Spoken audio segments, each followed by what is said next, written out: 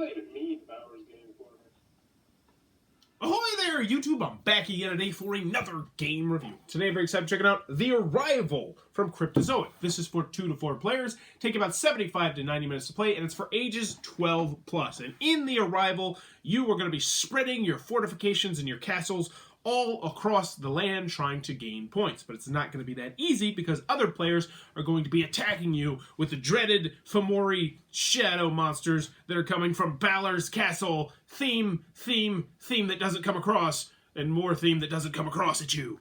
It is a Martin Wallace game, so it has quite a few layers to the game, despite the fact at its core it's not really that complex of a game. But is it good? Let's open it up, and I'll tell you what I think.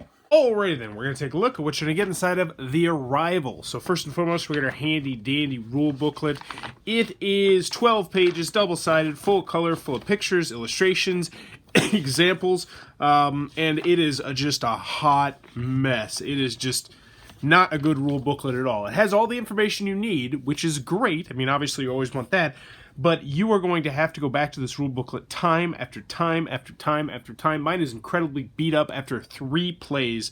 Most of this was from the first gameplay, but I'll talk more about that in the pros and the cons. So in The Arrival, I'm not exactly sure what the theme is supposed to be about. You are going to be having your houses, and you are going to be spreading them across the land. But there's going to be these evil guys called Faloris or Fomoris or something dumb like that, and they are going to be spreading downward from their castles, which will be at the very top, and they're going to try to corrupt you and destroy your castles, which they will from time to time.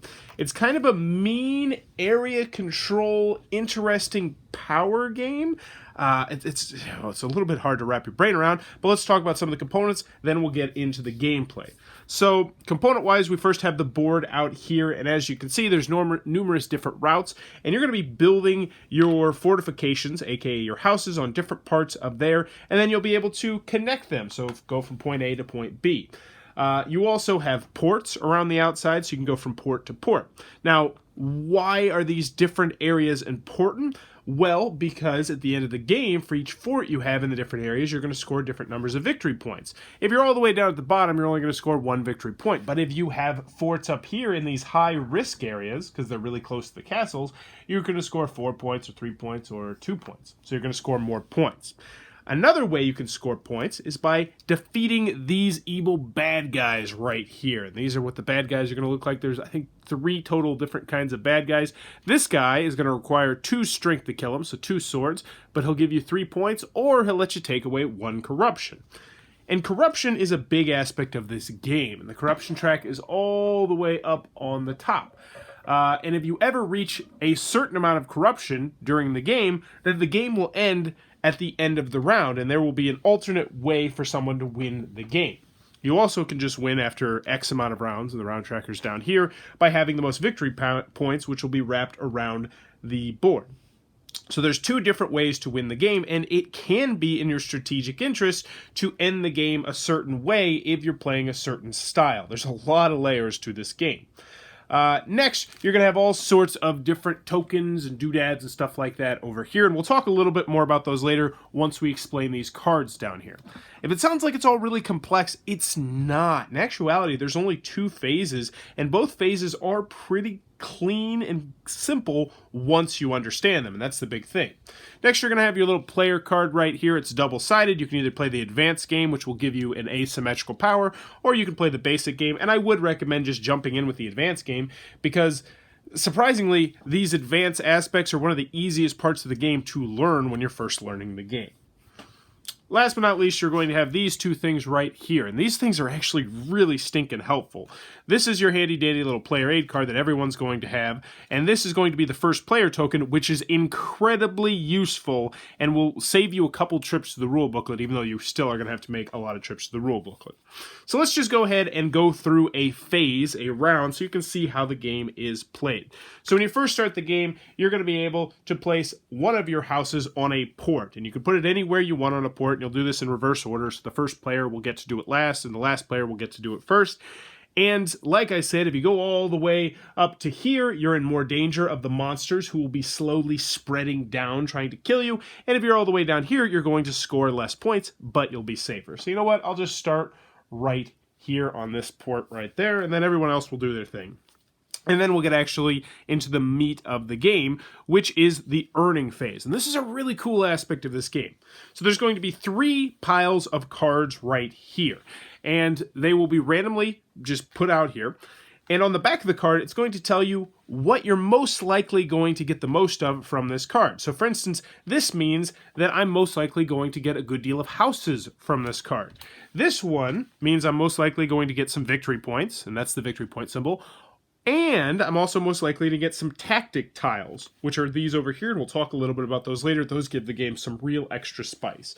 So beginning in the game, I really want to kind of spread myself out. So you know what? I'll take this house right here, and I'll put it right in front of me, and I'll put it right here for the sake of the game. And then everyone else is going to take turns picking a card. So let's just say we're playing a 3-player game. Somebody might take this card, and then somebody might take that card, and then it gets back to me. And this is a perfect situation because I have all 3 cards to choose from, and I still want some more houses. So I'm going to put that right in front of me right there. And then it goes back around. Somebody else wants houses. Somebody else wants houses. It gets to me.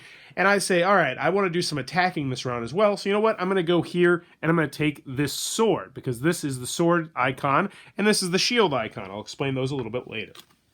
So I put that right there, and you do need to keep them in order. And then somebody else might take the swords, and the other guy might take the house. And then it gets back to me, and it's like, all right, I want at least one of these tactic tiles, because the tactic tiles are really stinking cool. So I'll take this card, and now we continue on the earning phase. So everyone now is going to flip over their first 2 cards like so. And these are the 3 choices you have. So these are the rewards you're going to be earning. But you have to choose now which row you want to black out. So you're essentially going to say, of these 3 choices, either this row, or this row, I'm going to eliminate one of those rows despite the fact I only have half the information because you don't know what's on these 2 cards. So I'm looking at these and I'm saying, you know what, as much as I want 3 houses, I'm going to have to take 3 corruption, 3 Fomori token, which is bad, and I'll explain that a little bit later. That's part of the corruption track up there. So you know what? I'm actually going to black out the top. Not to mention I get 2 points for each of my level 2 fortifications, because as you can see, 2 points for level 2. So I'm going to do that. And now you're going to flip over the next card.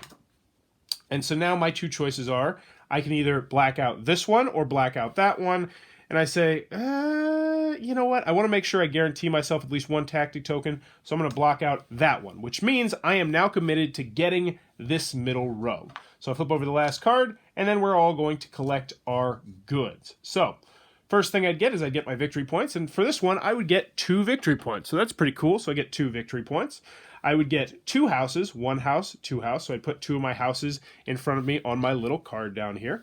I would get 4 swords, so I would get 4 swords. And yes, this is a terrible graphic design choice, but these are the red houses and these are the red swords. Yeah, I'll talk more about that in pros and cons. I'd get 4 of my houses, and then I would get 1 shield, and I'd get 1 tactics token, and then I would discard all this stuff. So let's go ahead and talk about the tactics tokens, because they are a huge aspect of the game. So the tactic tokens are over here on the left, and I'm just going to go ahead and bloop, show you the back of the rule booklet. I think that'll be a little bit easier, but they're going to allow you to do a variety of different things. So for instance, you might score points for having every level 2 fortification or level 3 fortification, or this one allows you to move your black little token after revealing your card, so that way you'll be able to get what you actually want. There's the Master Builder one, which will allow you, the Tribe Leader places up to 3 building discs into this tile. When they are destroyed by Fomori through the spread action, you're going to essentially get them back. This one will let you take away 2 corruption points, so you're going to be less likely to end the game. This one's going to give you 5 points to the person who has the least amount of corruption.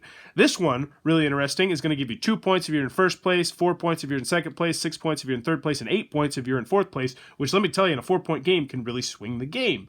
There'll be ones that will give you X amount of points if you were in certain locations. So these are going to allow you to score points in a variety of different ways, or manipulate Fomori, or manipulate your pieces, do a lot of really cool aspects that will break the rules of the game. And they're very, very neat. You can have up to 6 of them.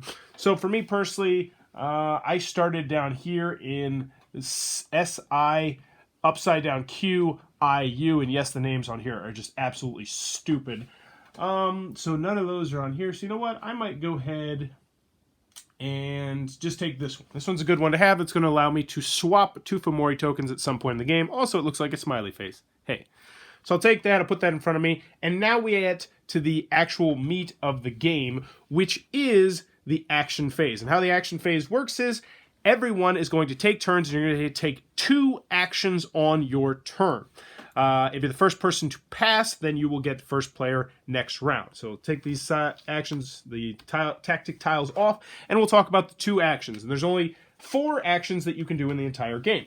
So the first thing you're going to be able to do is you're going to be able to kill bad guys. So how this works is if you were bordering a bad guy, so if a bad guy were somehow all the way down here, I could kill that with my swords.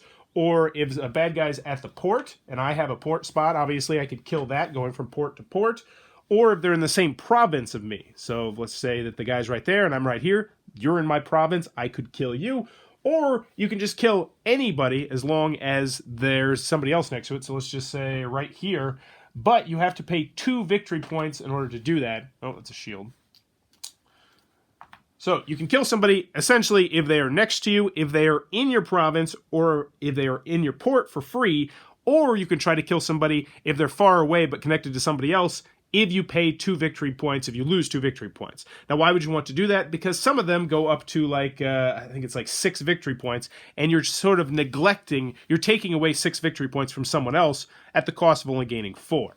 How you defeat these monsters is pretty simple. You're going to use your swords that you got from the earning phase. And so, for instance, this one would take 1 sword, and I'd get either 1 victory point, or I'd go down 1 on the corruption track up there. So attacking is relatively simple. Building is also very simple, and it follows pretty much the same rules. When you build, you can build something that is bordering you. So I could build right here, or I could build on a port. Also, you could bolster it, so you could make yourself stronger. So I now have 2 on that spot. Or you can do an outpost. So you can put an unoccupied location already adjacent to another tribe leader. So, for instance, that would mean if blue's up here, I could put one of my houses right here, but it's going to cost me 2 victory points in order to do that. So pretty similar rules to that. And that's just putting houses down. The next thing you can do is what's called the spread action. And this is how you're going to get more Fomori on the board. This is where you are going to take your Fomori tiles in front of you, which also kind of double as corruption, because the more corruption you take, and I actually didn't even address that in this, this symbol right here is Fomori. So for instance, if I took this one, I would gain 2 corruption on the track, and I would also gain 2 Fomori tokens. So for this example, let's just say I had 3 Fomori right here. And spreading them is a little bit wonky when you're first learning the game, but after a couple rounds, you'll quickly understand it. Essentially how it works is you look at the number of shields in a location, and shields are that token right there, and you look at where you're attacking, and if there's fortifications there, you have to take the number of shields plus the number of houses you have there, so either 1, 2, or 3, and plus 1, and you randomly take all that out. So I'll give you an example. So let's say the blue guy is right here, and there is 1 shield right there. So if I wanted to spread myself out, in order to spread, you have to be next to a castle or next to Fomori, so that would be a legit spot. I would have to spend 1, 2, plus the 1 token to destroy all of this, so that would all go away. And then I would take 3 of my tiles from my personal Fomori pile, randomly pick 1, and then boom, drop that right there. Now doing that, though, can potentially end the game, because if you ever have more Fomori spots out on the board than you have fortifications, which are these, then you lose the game. Now that happens a lot more frequently. I think it would in a 2-player game as opposed to a 4-player game. We really didn't worry about that much as a 4-player game, but in a 2-player game, it was something that almost happened. The last action you can do is you can place shields, and placing shields is as simple as this. You just place a shield. And that helps protect you a little bit from the Fomori. It makes it so that other people have to spend their valuable Fomori tokens in order to attack that location. So let's just say, back to this example, I have 2 red right there, and there's 2 shields right there. It would now cost somebody 5 Fomori to attack my red house, because they have to go through the 2 shields, they have to go through the 2 houses, and then they have to put 1 more, and 5 Fomori is a lot of Fomori to do in the game. So you're going to continue to do this. You're going to take 2 actions at a time until somebody passes, at which point they'll be first player. Once everybody has passed, you are going to rinse, wash, and repeat, once again doing the earnings phase, and they're going to do that over the course of 4 to 6 rounds, depending on your player count. and whoever has the most points at the end of the game will be the winner of the game, unless, of course, you've reached one of the alternate endgame conditions, which deal with too many Fomori on the board, or you going higher on the corruption track. Clear as mud. Yeah, I know it probably is, but that in a nutshell is what you're going to be doing inside of The Arrival.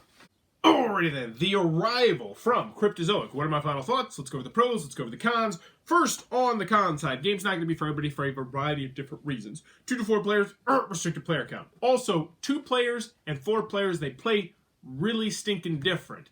And that's not really a con, it's just something that I did want to mention. I had a chance to play this at 2 players and 3 players and 4 players, one time each. And the difference between a 2-player and 4-player game was very, very noticeable. A 2-player game, you have to worry a lot less about certain things. In a 4-player game, a lot more about things. In a 4-player game, you don't have to worry so much about the Fomori spreading around because there's going to be forts everywhere, whereas in a 2-player game, you actually kind of have to keep that in check. And I would say, I don't know if there's an ideal player count. I liked it at all the different player counts. They're just different.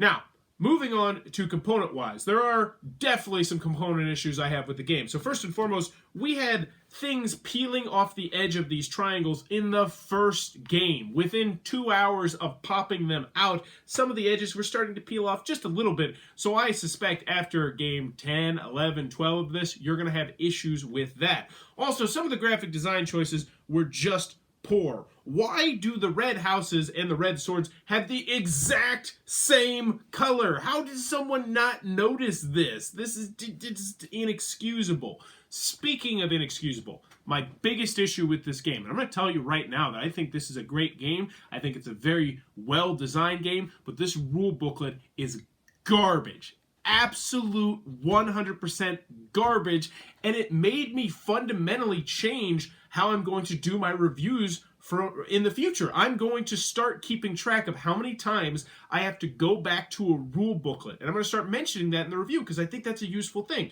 because we set it out, we explained it, and we still had to go back to the rule booklets, and I'm not exaggerating here, probably 30 to 40 times. It took us probably 3 hours to play the first game of this because the rules were so poorly laid out. All the information we needed was in the rule booklet, but dear God, it was laid out in just the most backwards way possible, and it frustrated. And I don't want to say it ruined the first game, because the game is great, and the game was able to overcome that, but you have to know this first game of this is going to be rough. It is going to be so rough. And I read through the rule booklet twice before we even brought it to the table, and it still was that bad. How do you reprint a game and not fix rules? God, that's such a bugaboo of mine. You clearly know this is a great game, and you have to clearly know that the rule booklet sucks. You cannot know that. You cannot just say, oh, I forgot to update the rule booklet. So the rule booklet, your first game, I think that's going to actually cause a lot of people just to quit the game. I legitimately do. I think you're going to get 45 minutes into the setup and just be like, nope. Let's go play Orleans. Let's go play something else. Let's go play some other Martin Wallace game, some London or something like that. And that's unfortunate. Any other cons that I have with the game? You know, it can be a little bit repetitive. You're going to be doing the same things over and over again. While there are layers to this game, and the decisions you make in this game are very, very interesting and numerous path to victory, it still boils down to the fact you only really have 4 actions you can choose on your turn. It's either you're going to build, you're going to spread, you're going to place a shield, or you're going to do the 4th action, which is currently eluding me right now. But moving on to the pros, and I hammered on the cons enough. I do enjoy the game. I think it's a great game. Just to flat out, I think it is a great, very well-designed game, but the rule booklet is god-awful. I like the different paths to victory that you can take. You can go points by just going down here on the bottom, or you can go big points at the end by trying to fortify yourself on the top and trying to protect yourself and taking out the castles, and that's really cool, and it's an interesting balancing act.